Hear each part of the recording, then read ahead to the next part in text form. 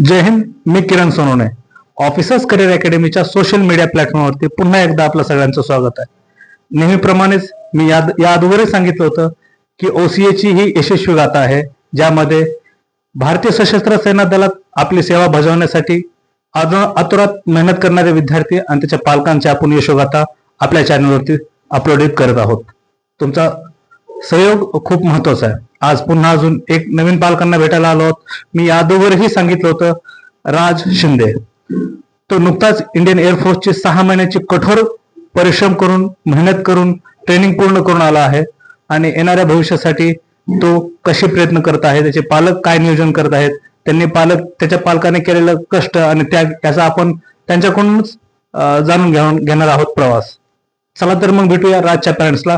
सर्वप्रथम नमस्कार सर. नमस्ते. जी, आमच्या सर्व पालकांना तुमचं नाव आणि गाव सांगा. माझं नाव संजय तुकाराम शिंदे, ऍट पोस्ट देगाव, तेल डिस्ट्रिक्ट, सातारा.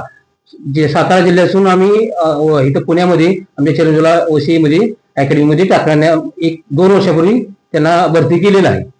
ओके. सातारा ही वीर आणि त्यागाची भूमी आहे, जिथून प्रत्येक कुटुंबातून विद्यार्थी असेल, पालक असेल, हे त्याग आणि वीराचेच प्रतीक मानले जातात. तिथूनच तुमचा विद्यार्थी आज देश सेवा करून येतो आहे आणि इतर पोस्टिंगला जातो आहे. तुम्ही सर्वप्रथम अकॅडमी शोधली कशी आणि आपला मुलगा डिफेन्सला जाणार हे कसं फाइंड आउट केलं?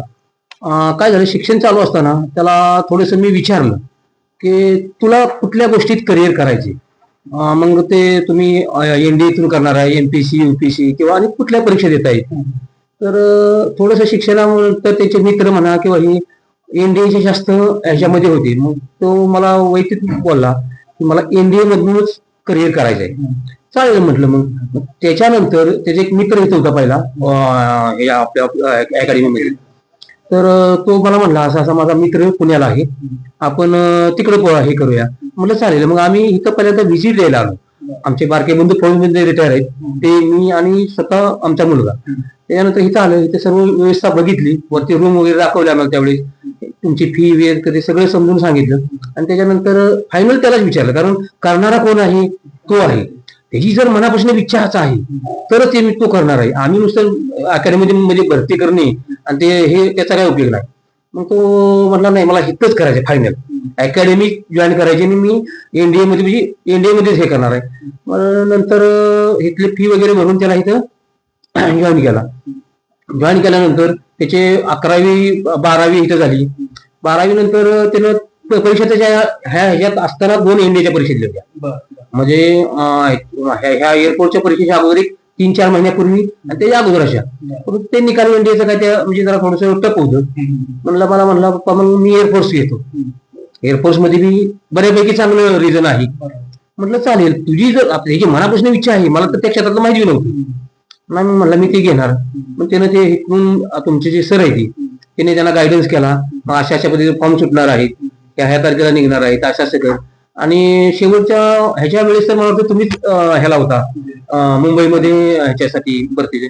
त्याच्यात त्यानं स्वतःच्या ताकदीवरती, स्वतःच्या हिमतीनं केलेलं आहे आणि ती स्वतःची मनाची तयारी सर्वात जास्त. वा वा. स्वतःची मेहनत, स्वतःचं कष्ट आणि जिद्दीच्या जोरावर तो इंडियन एअरफोर्स मध्ये सेवा देत आहे. तुम्ही बोलताना मगाशी सांगत होतात की अकॅडमीनं सहकार्य केलं. मला सांगा, अकॅडमीनं त्याला काय असं केलं किंवा त्याच्यात काय गुण दिसले तुम्हाला की जेणेकरून ऑफिसर्स करिअर अकॅडमीने ते डेव्हलप करण्याचा प्रयत्न केला?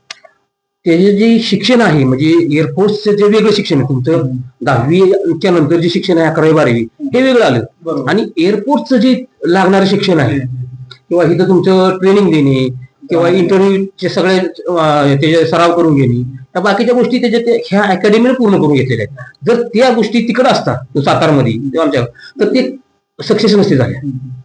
त्या सक्सेस इथंच काम झालं, कारण इथं तुम्ही त्याच्या अगोदर ट्रेनिंग करून घेतले असल्यामुळं त्याला त्या गोष्टी, आणि NDAचे पेपर दिल्यामुळं त्याला एअरफोर्सचा पेपर इझीमध्ये पास करता आला. ह्या गोष्टी महत्वाच्या आहेत. वा. स्वप्न मोठं धरलं होतं NDA नॅशनल डिफेन्स अकॅडमी, पण त्याच थोडी इंडियन एअरफोर्सचं त्याने नुकताच रिझल्ट निघलाय. 6 महिन्याची कठोर परिश्रम करून, मेहनत करून, ट्रेनिंग करून आलाय आणि आता पोस्टिंगला जात आहे. मी आता स्वतः विद्यार्थ्याकडे येणार आहे. राज, या अगोदरही आपला संवाद झालेला आहे. ज्यावेळेस तो ऑल इंडिया लिस्ट मध्ये फाइंड आउट झाला होता त्यावेळेस. मला सांग बाळा, आता 6 महिन्याची कठोर परिश्रम करून आलोस, आईवडिलांचं स्वप्न पूर्ण केलंस, आता त्यांना एक समाधानकारक लाभ भेटलाय, तर तुला असं काय वाटतं की आपण आपल्या आईवडिलांचं स्वप्न पूर्ण केलंय, त्याबद्दल तुझं मत काय? फर्स्ट ऑफ ऑल तर पप्पांचं स्वप्न होतं की जॉईन करायचं. काही आता गोष्टी मेडिकल आउट पडले, ह्याला आउट पडले, तेच मला बोलले की मी एवढं ट्राय केलंय त्या काका सिलेक्ट आता म्हणजे रिटायर काका आर्मी म्हणलं मी पण म्हणलं डिफेन्स जॉईन करावा, म्हणून माझ्या मित्राला हे केला, कॉन्टॅक्ट केलं. मग मला अकॅडमी बद्दल समजलं की अकॅडमी असं आहे म्हणून चाललंय म्हणून मी पण माझ्या जस्ट मित्राने पण एनडीए पेपर दिलेले, मी पण म्हणलं बघावं आपण तरी काय होतंय. मग फॉर्म वगैरे फिल केला तिकडूनच, मग नंतर इथं आलो. मी इथलं समजायला लागलं की बाई म्हणजे आपला ऍक्च्युअल सिलेबस काय आहे आणि आपण कुठली प्रिपरेशन करत होतो, कुठल्या लेवल प्रिपरेशन करत होतो, अजून सिलेबस आपल्याला किती कव्हर करायचे. त्यानुसार मग आमचे जे मित्र होते, मी हाऊसमध्ये होतो, बऱ्यापैकी आमच्या हाऊसमध्ये 18 होते कॅडेट्स. 18 पैकी 15 एक जण सिलेक्ट झाले, आता नेव्हीमध्ये झालेत 12 एक जण, आम्ही 3-4 जण एअरफोर्स झालो, काही जण आर्मीला झालेत. म्हणजे आमचा जो बॅच होती ते मोस्ट प्रोबेबली सगळे सिलेक्ट झाले, 95% सिलेक्ट झाले. जे 5% राहिलेत ते पण आता लवकर सिलेक्ट होतील, त्यांचे पेपर निघाले, डॉक्युमेंट राहिलेत, मेडिकल क्लिअर आहेत, ते पण सिलेक्शन होतील. 2024-25 ची बॅच होती, यापैकी तो स्वतः म्हणतोय 90-95% रिझल्ट आला. हीच खरी ओसीची ओळख आहे. जो कष्ट करणारा, जो मेहनत करणारा, जो त्याग करणारा, त्या मुलांपासून सक्सेस कोणीच रोखू नाही शकत. राज त्यापैकी एक उत्तम उदाहरण आहे. राज, इंडियन एअरफोर्स जॉईन केलंयस, तर याच्यामध्ये ऑफिसर्स करिअर अकॅडमीचं काय योगदान आहे, तुझ्या आईवडिलांचं काय योगदान आहे, अगदी थोडक्यात? आई वडिलांचं तर फर्स्ट ऑफ ऑल मला म्हणजे फायनान्शियल कोणता प्रॉब्लेम दिला नाही, म्हणजे म्हणलं नाही तर पैसे लागायचे, हा तू पार्टिसिपेट कर, आम्ही पैसे बघायला आहेत. आणि ऑफिसर्स करिअर अकॅडमी म्हणजे डिसिप्लिन मेन पॉईंट लागला, कारण इथलं शेड्यूल आणि तिथलं शेड्यूल काय वेगळं नसते, थोडक्यात सेमच असते, बट तिकडं जास्त त्यांचा लिमिटेड टाइम असतो, त्यात त्यांना सगळं कव्हर करत असते, म्हणून जास्त एवढं करतात. आणि सकाळचं पण सेम शेड्यूल असतं सगळं काय. मी शेवटचा प्रश्न घेतो. ऑफिसर्स करिअर अकॅडमीच्या शिक्षकांबद्दल तुझं मत काय?